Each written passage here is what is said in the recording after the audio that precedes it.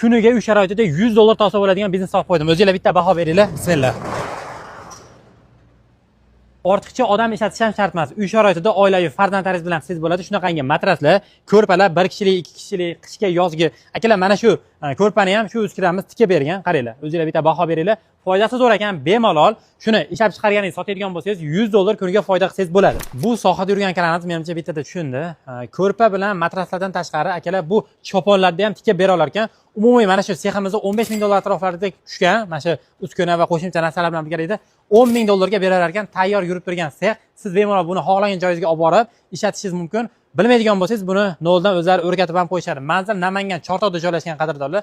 Shu videomizga birinchi like tugmachasini bosib qo'yinglar va shunaqa oilaviy biznes qilmoqchi bo'lgan do'stinglarga mana shu videomizni jo'natib qo'yinglar. Aytib o'tilgan $10,000 sanoyda ichiga qo'shimcha qilib qo'shib berishadi. Mana shu bichuv, kesuv sanogi. Bu yerda material o'raydigan sanogi bor va bichuv uchun alohida yana katta stollari bor. Qo'shimcha shuni ichiga qo'shib berishadi.